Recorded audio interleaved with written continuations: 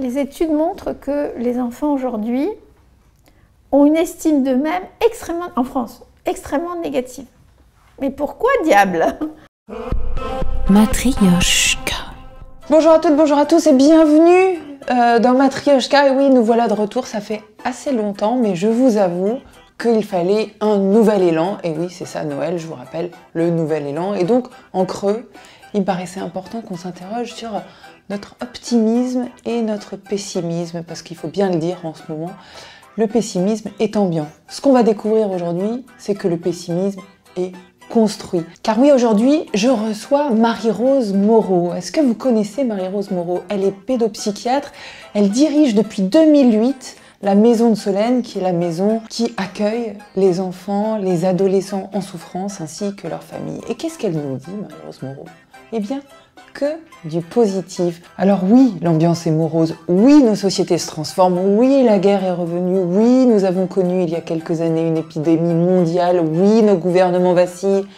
Mais après tout, est-ce que la guerre n'a pas existé depuis toujours? Est-ce que les épidémies n'ont pas existé depuis toujours? Je vous propose tout de suite d'analyser, grâce à Marie-Rose Moreau, ces angoisses qui nous empêchent d'imaginer un futur désirable pour nos enfants demain. Elle a des clés. Il faut qu'on imagine, et surtout que nos jeunes imaginent, qu'ils peuvent non seulement résister à tout ça, mais qu'ils peuvent en tirer des leçons et qu'ils peuvent faire quelque chose de nouveau et faire un monde meilleur que celui que nous, on est en train de leur transmettre. Winnicott, pédiatre et psychanalyste anglais, disait Deuxième Guerre mondiale, donc devant l'adversité de la guerre, et il donnait comme objectif non seulement aux thérapeutes, mais à la société londonienne et mondiale, il leur disait, voilà, notre objectif, si on veut résister à cette guerre, si on veut continuer à avoir de l'espoir et à pouvoir faire grandir nos enfants, il faut qu'on imagine qu'ils vont construire un monde meilleur que celui que nous, on leur lègue. Et pour ça, ils doivent, eux, avoir de la force, ils doivent avoir effectivement des transmissions, mais ils doivent aussi être capables d'imaginer des choses que finalement, nous n'avons pas été capables d'imaginer collectivement. Est-ce que vous avez l'impression que c'est notre génération d'adultes, de la société telle qu'elle est aujourd'hui, ou est-ce que c'est les jeunes qui sont aujourd'hui les plus pessimistes? Ah non, ça c'est clair, c'est la société d'adultes. On a beaucoup d'études là-dessus qui montrent d'abord qu'il y a une corrélation entre les représentations négatives, angoissantes, où les adultes n'imaginent pas que demain pourra être meilleur qu'aujourd'hui, et ce que les jeunes pensent, imaginent eux-mêmes.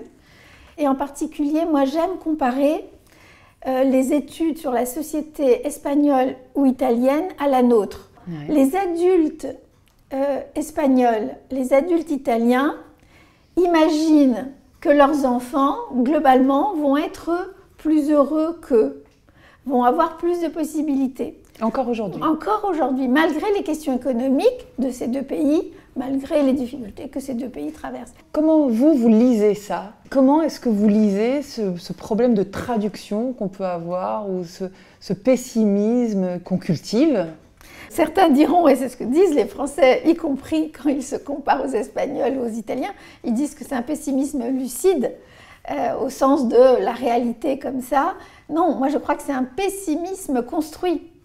Ça dit plus sur nous, adultes, société française, sur nous-mêmes, que sur nos jeunes. Par exemple, là, on a été étonnés, nous les Français, de voir que les Jeux Olympiques ou Paralympiques, c'était magnifique. Et à quel point on était aussi géniaux. Et à quel point on était capable de s'enthousiasmer pour non seulement le sport, la performance, le fait d'être ensemble, le fait aussi de faire la fête, et puis le fait d'inclure, parce que les Paralympiques ont été aussi un beau moment de fête, d'inclure tout le monde. Ouais. De vivre ensemble possible. De vivre ensemble, vraiment de se réjouir ensemble, de se soutenir, de s'appuyer les uns sur les autres. Est-ce qu'on n'est pas aussi, en France, dans notre culture, aussi très porté par l'histoire? Est-ce qu'on n'est pas toujours entre hier et demain et in fine, aujourd'hui, on ne sait pas l'investir? Est-ce qu'il y a quelque chose Alors oui, oui. La grandeur d'hier. La grandeur d'hier et le déclin d'aujourd'hui. Et le déclin de demain, et donc aujourd'hui, on n'existe pas. Quoi. Oui, effectivement, le déclin de demain est entre... Je voulais prendre un tout petit exemple, mais qui est un exemple du quotidien. Qui est cette question de l'élitisme à la française, à la question de l'école. Vous avez des parents qui, parce que à Noël, un enfant ne sait pas encore lire, Noël du CP, ce qui est totalement normal. En plus, la variabilité des enfants, il y a des enfants qui apprennent à lire avant de rentrer à l'école, parce qu'ils ont une représentation, les mots s'organisent et nombre d'enfants rentrent au CP et savent déjà lire. Et puis à ceux qui vont avoir besoin d'un an de plus, voire 2 ans. Mais si à Noël du CP, vous et l'instit et l'école et la société au fond se disent cet enfant il est perdu, ben, il sera perdu. Parce que ça va créer autour de lui l'idée qu'il y a quelque chose qui ne se passe pas bien, alors on va le changer d'école, on va le mettre dans le privé, on va faire des tas de choses. Mais en réalité, il ne se passe rien, si ce n'est que cet enfant, peut-être qu'il est en train de développer des tas d'autres compétences, par exemple artistiques ou sportives, voilà, il développe ses capacités d'observation, mais en juin ou l'année d'après, il saura lire. Il saura lire simplement si on ne lui dit pas c'est tragique ce qui t'arrive. Et qu'on lui dit il te manque quelque chose, on va te faire de la rééducation. C'est juste que l'enfant, il a besoin d'un petit peu de temps. Il a besoin qu'on respecte son développement. Les études montrent que les enfants aujourd'hui ont une estime d'eux-mêmes en France, extrêmement négative. Mais pourquoi diable? Pourquoi aujourd'hui les enfants ont une estime d'eux-mêmes beaucoup plus négative qu'hier? Alors qu'on les aime, alors que il y a un problème. C'est la projection qu'on a sur eux. On le sait bien, nous, dans Matryoshka, dans cette idée d'emboîtement de poupées russes, que rien n'arrive forcément par hasard. Et donc, forcément, quand on parle du désordre psychique de nos adolescents, on peut peut-être s'interroger sur le fait qu'en France, à peu près un Français sur 4 est aujourd'hui en dépression et que 13 millions de Français connaissent un désordre psychique. Alors, qu'est-ce qu'on fait de ça? Eh bien forcément, on projette nos espoirs sur eux, nos envies sur eux. On attend énormément des générations futures et peut-être que ça rajoute à leur angoisse. D'autant que qu'est-ce que c'est un adolescent? Marie-Rose Moreau les connaît bien depuis 20 ans, elle les suit, elle les accompagne et elle va nous expliquer. Eh bien, l'adolescent est aussi fasciné par tout ce qui l'entoure. Elle nous l'explique. Comment ça pousse un adolescent aujourd'hui? Cet aspect narcissique et extrêmement individualiste, centré sur soi et son image, qui est effectivement tyrannique dans les réseaux sociaux, ça a une influence à l'adolescence. Je pense qu'à l'adolescence, si pour une raison ou une autre, on n'est pas exactement comme la vie rêvée du corps, eh bien, ça crée des tiraillements. Mais je pense que ça vient d'avant, parce que même les enfants ont une estime d'eux-mêmes. Et que ça ne vient pas que des parents, hein. Ça vient de la représentation que l'on se fait des enfants, nous, collectivement. Il y a des étapes clés par rapport à ça. Ben oui. La toute petite enfance, jusqu'à 3 ans, où ce qui compte là, c'est la sécurité pour les enfants. Donc que les enfants se sentent sécures, aimés, protégés, mais vraiment qu'il n'y ait pas de rupture, quoi. Ça, c'est la question des tout petits. Et puis après, lorsqu'on va rentrer à l'école jusqu'à la préadolescence, là, c'est la construction identitaire, il faut que je ressemble aux autres. C'est pour ça, d'ailleurs, que là, il faut être très, très inclusif. Il faut qu'à l'école, tout le monde, quelle que soit sa couleur, quelle que soit sa classe sociale, ce type de famille dans lequel il vit, etc., qu'ils puissent être tous sans hiérarchie. Parce que les enfants perçoivent très tôt les différences, très très très tôt. Et par exemple, sur la question du racisme, ils perçoivent très très très tôt le fait que il y en a un qui est plus blanc, l'autre qui est plus noir, l'autre qui est plus jaune, l'autre qui est plus violet. Ça, ils perçoivent très bien. D'ailleurs, dans les classes, on voit bien très jeunes qui se réunissent aussi par oui. Similitude, par oui. ressemblance. Oui, mais ils perçoivent les différences. Et ils interrogent sur ces différences. C'est-à-dire pourquoi ma petite copine, elle a 2 pères, elle a 2 mères, elle a un papa de telle couleur, etc.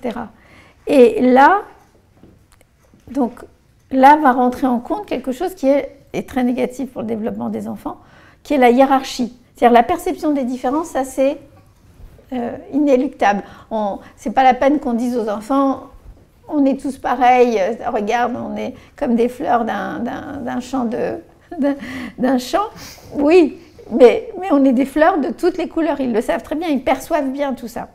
Mais la question, c'est qu'une fois qu'ils ont perçu des différences, ils peuvent effectivement, la réponse peut être, il y a des différences, mais les choses qui sont pareilles sont plus importantes que les choses qui nous différencient, et on fait tous partie de la même classe et du même groupe.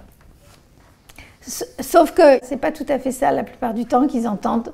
Ils perçoivent que les adultes font des différences entre ces enfants qui manifestement sont différents.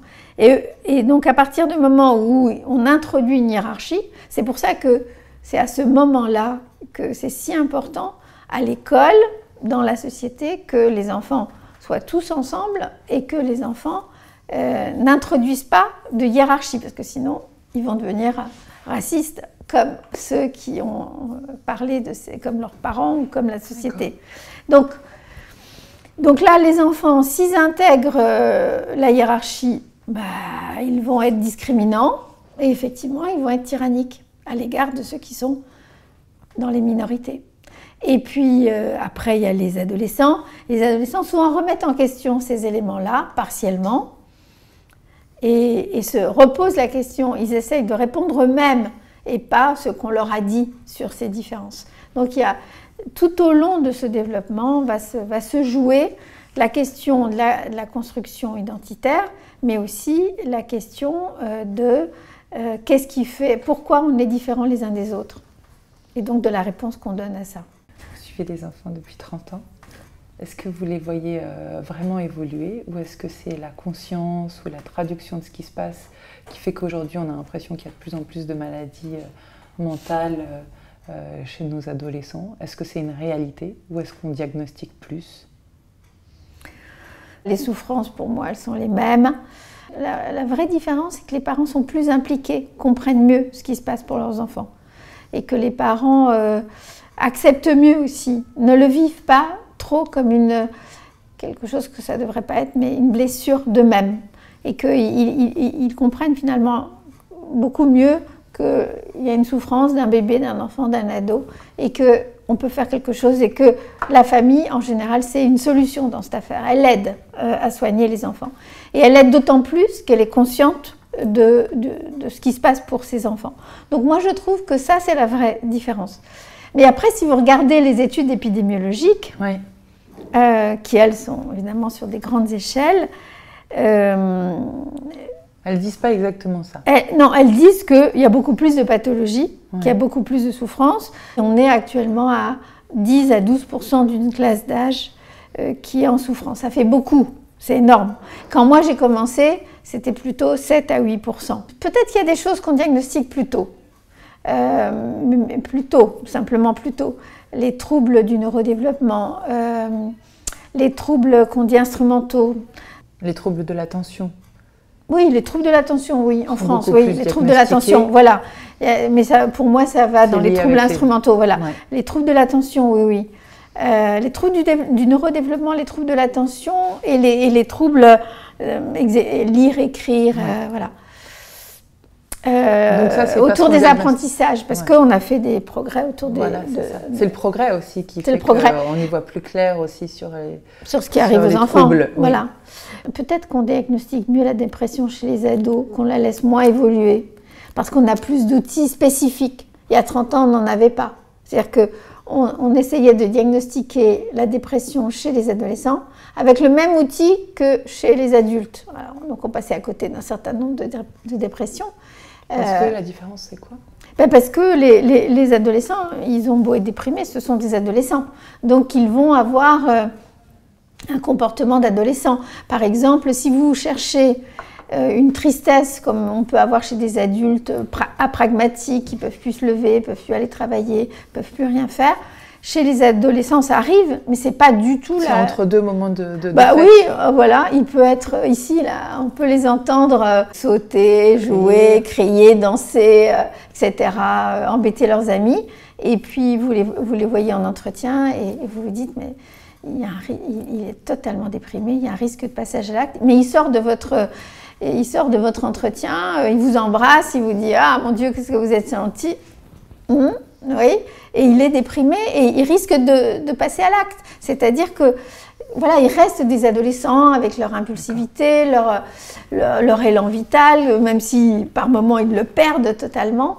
Mais ce que vous dites aussi au travers de tout ça, c'est que de votre lecture, il n'y a pas beaucoup plus de troubles qui apparaissent qu'avant. C'est juste que... c'est toujours les mêmes. Hein. C'est toujours les mêmes. Et alors, on parle de toutes les dissociations, des personnalisations et tout ça, c'est parce qu'on connaît mieux les mots? Oui, alors là où on a fait un progrès sur la question, c'est les dissociations secondaires à des événements traumatiques. Ça, il y a 30 ans, on ne savait pas qu'un événement traumatique pouvait entraîner une véritable dissociation, une coupure de la personnalité, en particulier chez les adolescents. Aujourd'hui, on le sait, on l'a appris dans les contextes de guerre, et puis maintenant, on sait le reconnaître et le diagnostiquer, le traiter dans les traumatismes de la vie quotidienne. Mais c'est ça, en fait, ce que vous dites, c'est très positif. Malgré tout, c'est qu'il y a des progrès diagnostiques, oui. On a des meilleures lunettes, on comprend mieux ce qu'on voit. Et on a des meilleurs traitements. On a des meilleurs traitements. On a des efficacités beaucoup plus grandes. Je prends l'exemple des troubles du comportement alimentaire dont on s'occupe beaucoup ici à la Maison de Solène. Je me souviens des études que nous analysions quand j'étais interne. Et il y avait un risque de mortalité des jeunes filles, puisque c'était essentiellement des jeunes filles à cette période, qui était de 20%, qui était énorme. Aujourd'hui, il existe toujours, puisqu'il y a un risque de suicide, mais il reste des tas de souffrances et des tas de choses, mais on sait que les thérapies familiales marchent très bien. Les thérapies familiales systémiques marchent très bien sur les troubles du comportement alimentaire, qu'on a des très bons résultats. C'est lourd, c'est complexe, c'est long, mais on y arrive beaucoup mieux qu'il y a 30 ans. Donc on a fait des vrais progrès. Donc ce que vous dites, si on dit en un mot, en gros ça va mieux qu'avant? On sait mieux qu'avant et on est donc plus capable de bien soigner nos adolescents. Il faut le savoir parce que ça nous évitera un préjugé comme quoi s'il arrive quelque chose pendant l'enfance ou l'adolescence, c'est foutu pour cet enfant. Non. Eh bien non, c'est pas foutu, c'est jamais foutu, c'est clair. Je vous rappelle que Hubert Reeves le disait aussi, non, c'est pas foutu. Et ça, il faut se le répéter tout le temps, jour après jour, c'est un mantra d'une certaine façon. Bon, je voudrais maintenant qu'on se concentre un petit peu plus sur la personne, sur la figure de Marie-Rose Moreau, qui explique ce qu'elle a construit tout au long de sa carrière. Marie-Rose Moreau naît en Espagne et en fait, elle est la fille d'exilés espagnols qui ont fui Franco et qui sont arrivés en France, dans un petit village des Ardennes, alors qu'elle avait 9 mois. Et en grandissant, elle va s'emparer de cette thématique, le métissage, et elle va construire des thérapies transculturelles pour les enfants, pour leurs familles. Elle nous explique tout ça. On n'imaginait pas que les familles pouvaient nous aider à soigner leurs enfants. On n'imaginait pas que les parents pouvaient être engagés dans le travail avec les enfants. Et on sous-estimait totalement les compétences de ces enfants et de ces familles. Et donc j'ai voulu inventer une thérapie adaptée à eux. Et donc je me suis formée avec ceux qui travaillaient sur la première génération et j'ai moi-même ensuite imaginé des dispositifs pour les bébés, les enfants, les adolescents de la deuxième génération et les autres. Par exemple. Alors, donc le principe qui venait de ceux qui m'ont précédé, c'est d'abord prendre en compte la langue des familles. Ça, c'est très très important. C'est-à-dire dans quelle langue ces parents parlent aux enfants. Donc de mettre un dispositif où effectivement le monde rentre dans ma salle d'attente. Les langues rentrent, toutes les langues sont possibles. Il y a le pouvoir de dire. C'est le pouvoir de dire et de dire à sa façon. Donc premièrement les langues. Deuxièmement, les représentations. C'est-à-dire que ces familles qui viennent du monde entier, elles ont une représentation de ce que c'est qu'un enfant, ce que c'est qu'une mère, un père, de ce que c'est qu'un grand-parent, des hommes, des femmes. Donc, on doit prendre en compte ces représentations parce que la thérapie, c'est une technique qui engage l'être dans son entier. C'est pas simplement je vais vous changer vos pensées. Ça, bien sûr, parfois il faut changer les pensées. Mais pour changer les pensées, il faut accepter l'autre tel qu'il est. Tel qu'il est, c'est avec ses représentations. Moi, je pense que si un enfant tombe malade dans la vie d'aujourd'hui, c'est parce que c'est un retour d'ancêtre. Et donc, il vient me dire quelque chose d'avant. Et ça, c'est un savoir absolument incroyable.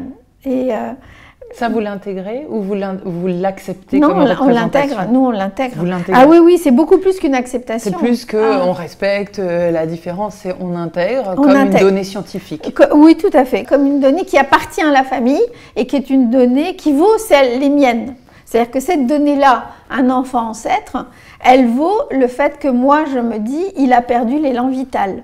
Et d'ailleurs, pour le soigner, il va falloir que je métisse ces représentations. Bien sûr. Pour arriver quand même à avoir des repères qui restent les vôtres, vous les rentrez dans des méthodes, dans des schémas, dans des process qui sont à vous, en récupérant ces données multiples, ou alors, puisque tout se vaut, c'est un chaudron magique, comment vous travaillez? Non, c'est pas un chaudron magique, c'est très... non, c'est très logique en réalité. C'est-à-dire que on part de la représentation des parents, on dit, ok, cet enfant est un enfant ancêtre, et alors de quel message il est porteur? Eh bien, par exemple, il est porteur de quelque chose, d'un secret. Il est porteur de quelque chose qui s'est mal passé, ou alors d'un conflit entre nos familles. Et donc, à partir de là, on va traduire, parce qu'il faut traduire pour pouvoir se parler. Et moi aussi, je vais dire, mais moi, ce que je vois, c'est que cet enfant, il a perdu l'envie de vivre. Alors, comment on traduit ça aussi? Et alors, là, les parents disent, oui, mais dans notre famille, il y a eu, par exemple, quelqu'un qui s'est suicidé. Et on va construire quelque chose qui appartient en propre à cet enfant, en propre à cette famille, et finalement en propre aussi au thérapeute, puisqu'on y a participé. Et à partir de là, on va voir comment on transforme ça, comment on sépare cet enfant de quelque chose de négatif qui ne lui appartient pas, mais qui a été projeté sur lui. Il ressemble à sa grand-mère. Et donc, il est porteur de quelque chose qui appartient à la génération d'avant, par exemple. Si on tire le fil de tout ce travail que vous avez conçu, expérimenté, qu'est-ce que vous pourriez nous transmettre au travers de ça, de ce qu'on pourrait dupliquer à une échelle plus grande dans la façon dont moi j'aurais quelque chose à transmettre à mes enfants ou aux générations futures, ou l'évolution du monde tel qu'il est dans sa complexité, dans sa mondialisation, dans ses altérités.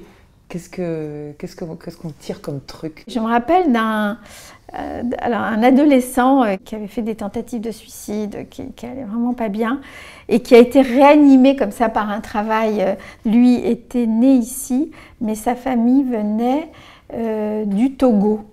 Les deux parents, le papa était professeur de philo et la maman...